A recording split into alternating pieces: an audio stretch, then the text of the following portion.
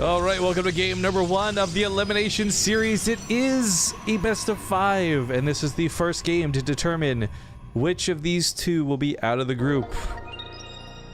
We got some Bit Boss battling going on. I'll give you guys some shout outs in just a moment. Before we do, a quick reminder again, check out the sponsors, guys, over on bttv.ting.com. Get $25 in credit just by checking out the link. You can buy stuff for cheap on their store, even if you don't plan on using their services. So be sure to check out bttv.ting.com. But without further ado, at the bottom right, we've got the red Protoss DnS contesting his opponent here in the top left. He has been a huge favorite on the channel, especially these last couple months. It is HeroMarine. I get really surprised to see HeroMarine lost to Stefano in such a harsh way, but maybe HeroMarine's TvP is feeling better than his TvZ. Maybe he's just better than DnS. I don't know. We're going to find out as we get into this game. But before we went to commercial break, we had a little bit of Bit Boss slappery going on. Diesel Max Power slew the dragon known as Diet Soda, only to cheer 100 bits once more after coming back. Sorry that we missed both those because it timed out with commercials and introduction. But Diesel Max Power, thank you very much. And Diet Soda as well. Excuse you, as he claims his title back as Bit Boss. Reaper. Something we didn't see, I think, the entire series, excuse me, of Stefano versus HeroMarine. But it's going to be coming across the map for some scouting. We'll see how much it does get to see. I think scouting is going to be way more important in this than versus Stefano. It's pretty easy to get a read on Stefano, but Protoss actually have a large variety of things they can do that can screw a Terran player over. So seeing the second pylon in the main, things like this, all very, very important. But people are talking about Kyra in chat. I think Jesse can maybe confirm for me. I think Kyra's going to be at TwitchCon with us, right? I'm super excited for that Ting booth over at TwitchCon, guys. It's gonna be good times, and again, they're gonna have phone chargers. Come hang out with us, charge your phones, enjoy your time, and of course, visit me in Zombie Grub. But there we go. It confirms in chat that she is gonna be there. So if you ever wanted to meet the beautiful Kyra from the commercials that you see here on Ting all the time, that's her wonderful voice she lends to the stream from time to time. So yeah, she'll be at TwitchCon with the rest of us. Also, Romanowski says, has Rifkin announced who will be replacing Zombie Grub as his colleague caster? So, while we wait for the game to open up, I can talk a little bit on this. Honestly, it's a much deeper conversation. But to be clear for everyone who's aware, I'm not looking to axe Zombie Grub. She's welcome to come on for as much time as she's able to, yada, yada, yada. That being said, having invested 5 years into a combination friendship / business partner for them to pursue their own adventures really makes me hesitant to jump out there and find another person. You know what I mean? There's gonna be a lot of talks with things at Blizzard on the business side. There's gonna be some sponsors I'm speaking to specifically at BlizzCon, and honestly, depending on how all of those go will determine how I'm feeling about 2018. From the variety of, do I want to find a full-time person to join me on the channel since Zombie Grub can't anymore, to do I even want to do StarCraft anymore? To be clear, just so everyone's aware, I have no strong feelings one way or the other. I'm just trying to get by through life just like any one of you. I like StarCraft a lot. This is still a game I enjoy watching day to day. A lot of people ask me, like, don't you ever get bored with how many of the games you guys cover? And the answer is no. Even with the dumb AI games we had yesterday, I found fun in doing it because I like StarCraft. So, just so everyone's aware, that's where I stand.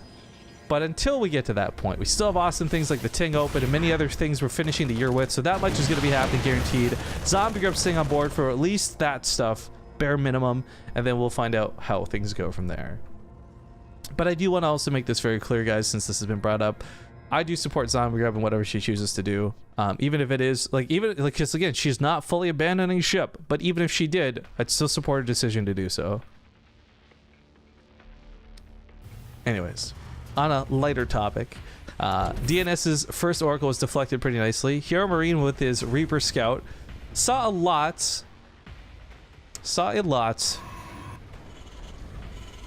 Marine's in position, turrets are in the mineral lines, +1's finishing up here shortly. And while the Oracles decide to try and take a fight and kill a couple Marines, and their guts are now all over the floor. That was a weird corpse. I was about to zoom in on it again before it disappeared, but too slow. These Oracles can take on about 6 Marines at any given time without too much issue. They'll catch the freshly dropped mules. Ooh. That's gonna sting. For those who don't know, a mule, it's worth about 270 minerals. That's not how much it costs, but that's how much it would mine for you. So it's really unfortunate losing not one, but two of them fresh, like just dropped.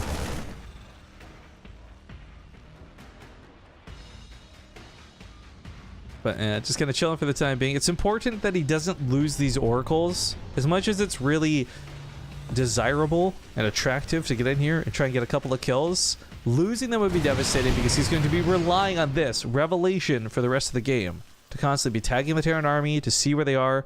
Yeah, we talk about Revelation all the time, but some of you don't even know what it looks like. Here you go. It's perfect. As the Protoss player looking at home, you see this blue mob coming down the middle of the map. You know exactly where to go. You know exactly when to intercept them. Also, it does another side benefit. It lets you just casually click on them, look at upgrades, all that jazz. But I think the amount of adepts and sentries at home for DNS, he's fine against any sort of push. Revelation refreshing as well. Lasts like what, 30 seconds? Doesn't feel like it. 43 seconds. What an oddly specific amount. Anyways, it's a very long period of time. It doesn't fall off quickly.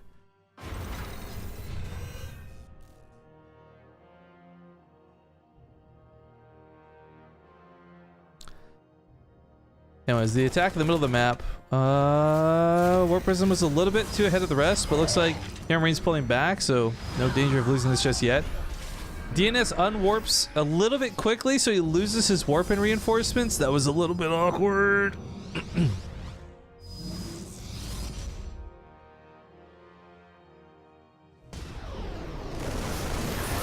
here we go with the fight.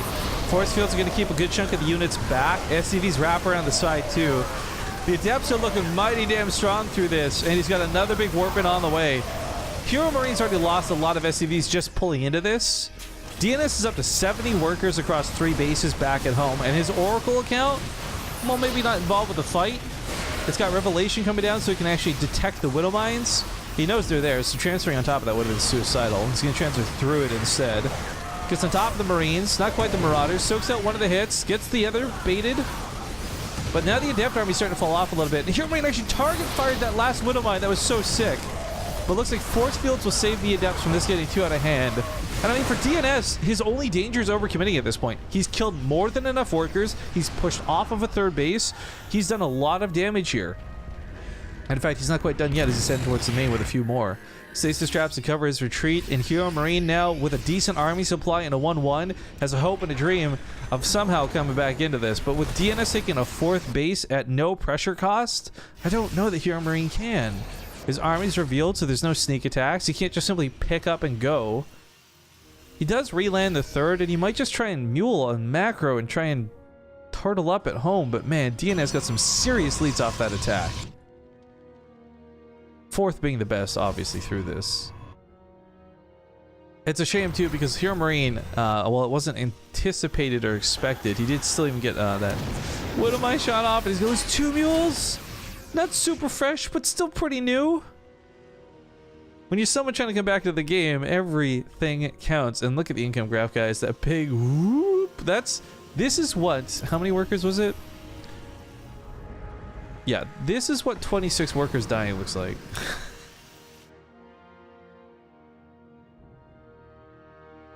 Well, the income falls off for HeroMarine and he tries to find a way to get back to it. He does at least have mules help him band-aid the cost.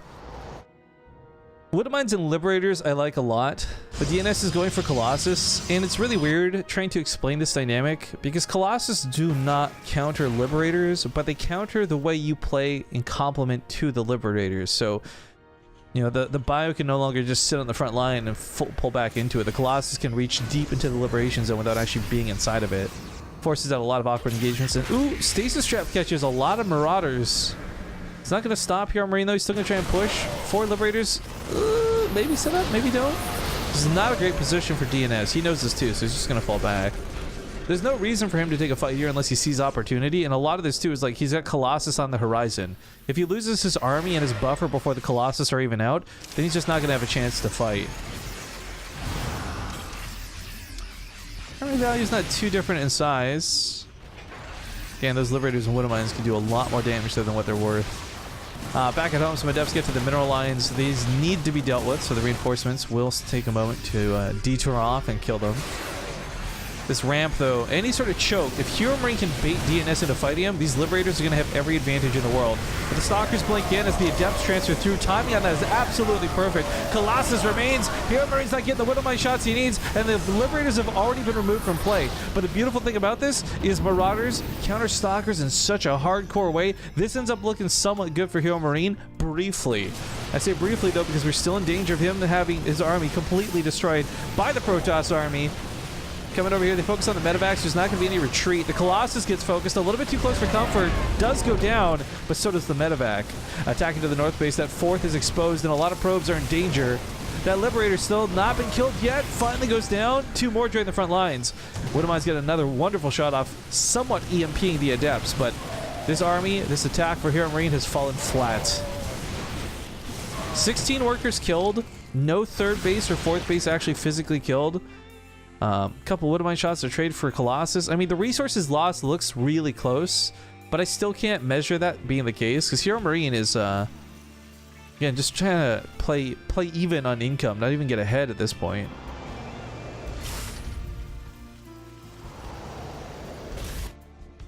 Someone in chat says, I always thought Zombie Grub was Canadian. We get this a lot, actually. A lot of people think she's the Canadian and I'm the American. And I take a little bit of offense to that, if we're going to be completely honest. Liberator just kind of chilling in the back. Might come back for round 2 in a moment. Wouldn't mind looking to catch a couple of probes, maybe on a transfer. Although it's a little bit too far to the left. Might need to move to the right.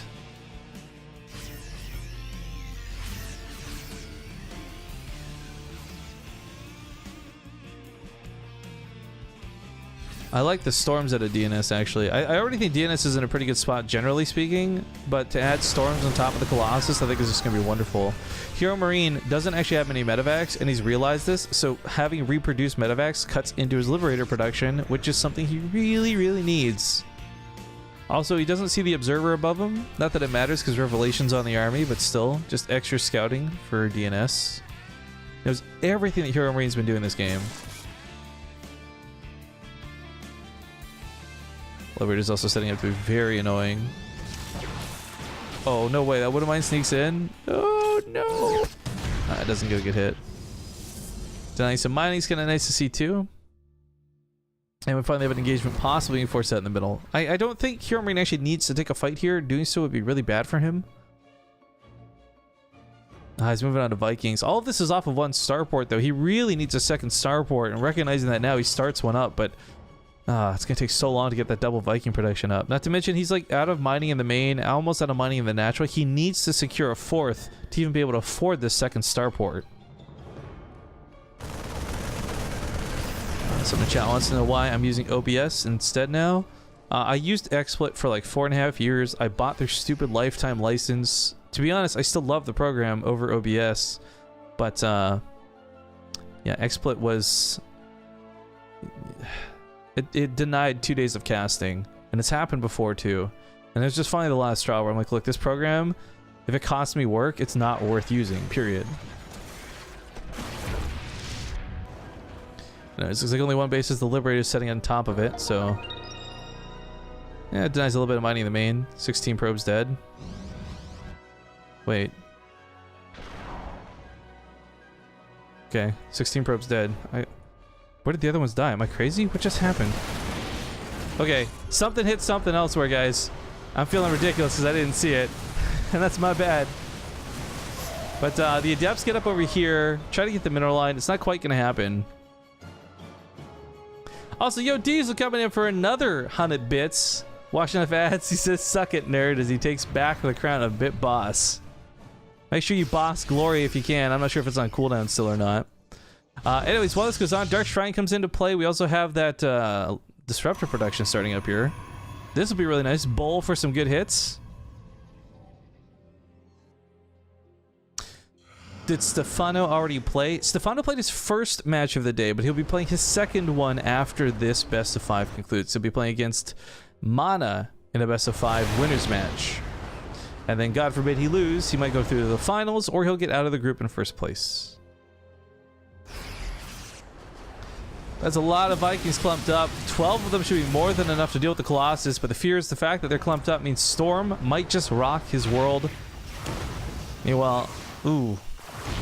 Adepts over here are going to cause some problem for HeroMarine.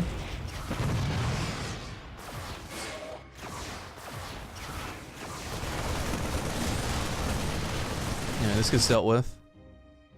But yeah, that Viking count, phenomenal when it comes to dealing with this Colossus. He's gonna like 1 to 2 shot them maybe, but as we see, he expected the storms, the splits, the disruptors. He dodges so much of the area of effect damage. That was so sick out of HeroMarine. Good control so far. Keeps a lot of the Marines on the back, so it's only the Marauders getting stormed, but still so many more storms still exist. His army gets crushed. GG, DnS takes game number 1. Beautiful start to this series. I was so worried this would be one-sided in the other way, but DnS taking the first game, that's not expected. I gotta tell you that much. People are saying hashtag Protoss in chat. Dude, he had every form of area of effect available to him except an Archon, right? He had Disruptors, he had Storms, he had Colossus. So nasty. HeroMarine approached that fight with Vikings, not enough Liberators, no Ghosts, no EMPs. Like, I would very much like to get on hyping up the imbalance of Protoss, to complain about the balance of Protoss, but the reality was HeroMarine just didn't come to the fight with what he needed to have. Now granted, a lot of this was off the back end of him losing 20-something workers early on, right? That wasn't just late game BS. But okay, we're getting to Interloper, and we'll see you guys here soon. Alright, we got another cheer coming in from Jim Sock. Thank you very much for that. Swift Rage Max Power! And he also claims title of Bit Boss. Well done, sir. But as game 2 in a best of 5, spawning here in the top left side of the map, we have the red Terran player, HeroMarine. And in the bottom right, the blue Protoss, DnS. And while we're going to continue to talk about Ting all day, I actually brought this up in chat as a bit of a cheeky like joke, but in all seriousness, guys, Twitch has 2 cool deals going on right now. One is a first time half off for subs. You guys should know this. In fact, that's expiring soon. I think if it's not today, this is like the last week or something. That deal's going away soon. But if you want to sub to a channel for free, whether it's us or somebody else, for the first time only, it's half off. Nice. Because the broadcaster, me, still gets the full value of your sub. Secondly, they've got this one-time deal. It's a first time you buy it only 500 bits for $3.50 instead of like the $6.50 or whatever it normally costs, or $7. It's 50% off. 2 times 357. Okay, normally $7. I can do math. I'm really good at this. So if you guys are looking to hype up the channel just a little bit, you can do so at quite a nice saving to yourself. But again, things like cheers, donations, subscriptions, they're things I appreciate, but are not at all necessary. And I think those who do go out of their way to do it, even if it's little bits of 100 at a time, it's still very fun to see. But okay, focusing on game 2 here. HeroMarine, I'm just like, I'm watching him play what is like almost so well in the first series versus Stefano, and I feel mimicked that now here in this game series versus DnS.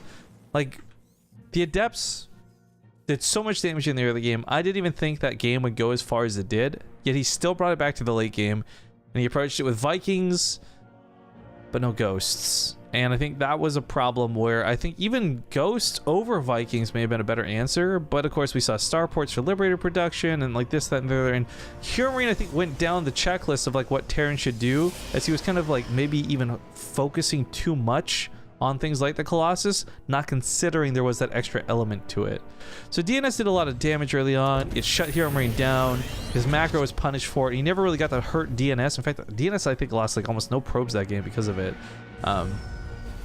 But it's something where maybe this game around, he's a little bit better prepared. He doesn't take the same damage, and we see HeroMarine less flustered trying to get to the late game. His tempo thrown off a little bit less. But he got a pretty good scout with the Reaper poking in. He saw everything, including the Stargate, so he knows exactly what's coming. Widow Mine going to be popping out and possibly hiding in the mineral lines to get that wonderful shot on the Oracle. Classic place to put it's right behind the dish, so you can't even see it.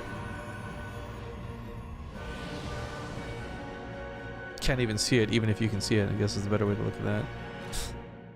Also, I'm so triggered. If you guys didn't see what happened yesterday, we hosted an AI versus AI tournament.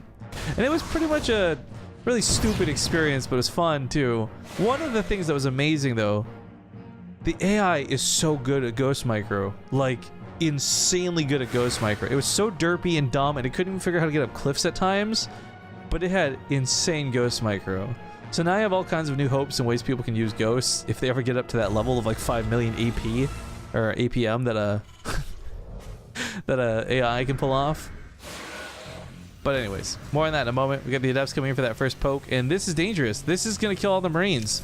The Adepts plus the Oracle's a little bit much. If that Widow Mine doesn't hit the Oracle, this might just be game-ending damage already, but looks like it will take out the Oracle, so now the Adepts are totally manageable. You can actually just take it on with the Viking and the 2 Marines. This was pretty dirty and dangerous, guys. Things like the Widow Mine could have been in the wrong space, might have been in the main. Widow Mine might have, I don't know, not gone off, hit an Adept instead. There's a lot of ways this could have been so much worse for HeroMarine. But he holds on. Only losing 4 workers, not bad.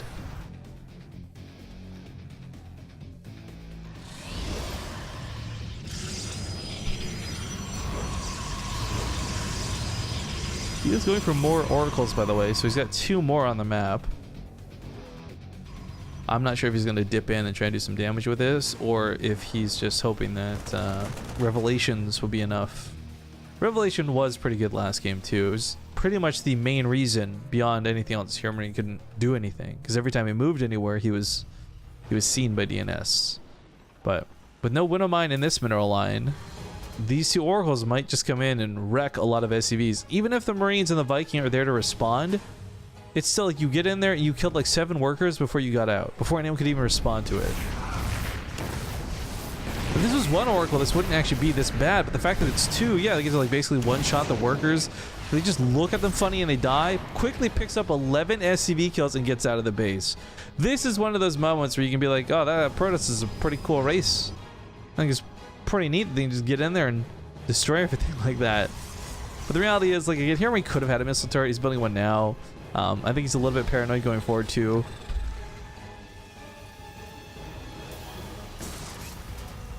Oracle damage is so cool, guys.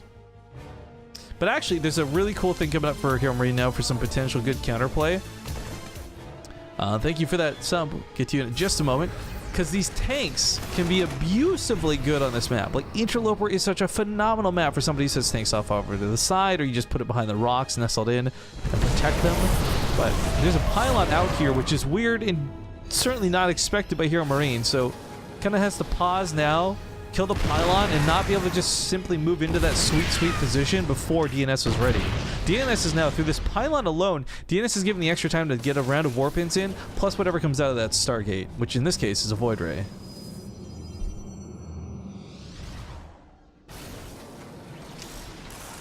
Liberator sets up over the natural base, by the way, picking off about 4 or 5 probe kills. That's kind of nice to see.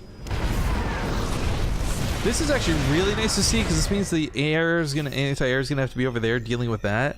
But oh man, I don't think he can deal with the Adepts. Tanks get a little bit of shots off. The Adepts end up baiting friendly fire. That Widow Mine just killed like 4 Marines. Oh, Terran is the worst sometimes. Seriously.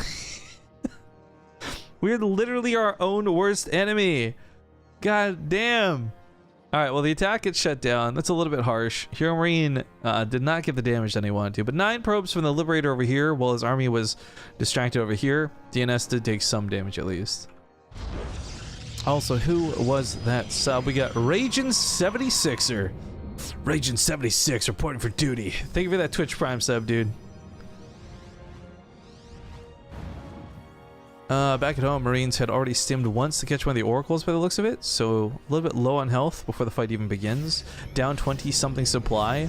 This Void Ray can actually be a lot of damage, even to things like Marines.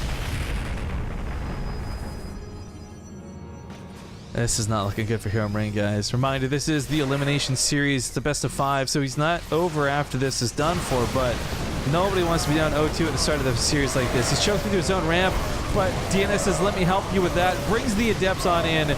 It's a slaughter. GG. HeroMarine. HeroMarine was without a doubt my favorite to get out of this group, by the way, guys. Even if it wasn't first place, for me, I was like, HeroMarine's getting out of this group for sure. The fact that he's now down 0-2 in the elimination series blows me away. At the same time, kudos to DnS, playing it out really well. We're going to go to a quick commercial break, though. It's going to be 2 minutes exactly, and I'll see you guys for game number 3 when we get back. All right, ladies and gentlemen, welcome back. It is a best of 5 still going on. We're now in game number 3. And a quick shout outs to my PUBG sister from another mister. No Jenny, no in chat. I hope you're doing well and welcome back home. But folks, sending out a probe incredibly early, disgustingly early. In the top left, we have the red Protoss DnS. I don't think he's actually up to no good with this, but he'll be up to some shenanigans for sure. Because in the bottom right, we have the blue Terran, HeroMarine. Now, I said he wasn't going to be up to no good. I take that back. Second pylon gets plopped down immediately. I don't know what type of proxy this is going to lead into, but I'm excited to find out if HeroMarine can hold it off. Because, guys, there's a lot of gravity on this matchup. Again, to be perfectly clear for anyone who's not following closely, the loser of this series is eliminated from the TING Open. No more chances to survive. No other bracket to fall down to. If whatever DnS has in store with this gateway proxy kills HeroMarine, then he's done for. Now, if HeroMarine goes to the command center and no wall off in the main following this, like he's about to do, maybe, this could just straight up kill him. It's a cheesy move. It's a risky move. But this command center, no wall off, means Zealot, an Adept, anything walks into this main. And if HeroMarine, or excuse me, if DnS wants to get really, really dirty with this, Mothership Core gets rushed across the map, there's a pylon down. In fact, already puts a pylon down. Is going to overcharge this. Oh my god. Alright, this is either going to be the sickest hold out of HeroMarine, because if he does hold, he'll be ahead from an all-in. But if he doesn't hold, then it's all over. So really, this is a huge risk on both sides. And he's gone for a reactor quickly. Marines, please. You need them. You need a lot of them. You need him now! He kept the probe alive too, guys, so keep in mind round 2 is going to be in just a moment. The Zealot will protect this while the probe comes in. He can still deny this command center in a pretty big way. The Stalker too with this. There's not going to be enough Marines. Even if there are, the fact is they're going to be so busy shooting pylons. Oh, look at the probe though, this is huge! Okay, getting the probe's a big start to this, but DnS, if he keeps that pylon alive, if he keeps everything chased back, then he can still overcharge this with the Mothership Core eventually. She is on the way after all, just slowly gliding across the map, however. Stalker gets kind of caught from behind, but nobody's shooting the pylon while this goes on because everybody's focused on the Zealot. The Zealot gets out of there alive. The Stalker survives. HeroMarine is in a world of trouble because this is going to break down those depots. This is going to stop him from really building anything, especially if he gets supply blocked at this stage of the game. The Zealot living has now regenerated about half of its shields. He's going to tear down the depot without an overcharge. He's just good to go. Another probe comes in. DnS is going to throw pylons in the main at this rate. Cyclone pops out. Cyclone might be a way to start salvaging some of this. But still, while the bunkers come down, that Mothership Core still got those overcharges, something she didn't have to use. That depot's already halfway dead. So pops off, goes off of the Marine. Stalkers get picked off. One of them floating to heaven. This is the weirdest death I've ever seen for a Stalker. What was that? But while this goes on, of course, this should be able to reach the reactor too. No, I guess it's just the barracks. Just kill the barracks. Why not? You got 4 Stalkers. Oh no. The Cyclone can do a lot, guys, but the tank will be what solidifies him here. Keep in mind, he did at least keep the command center alive.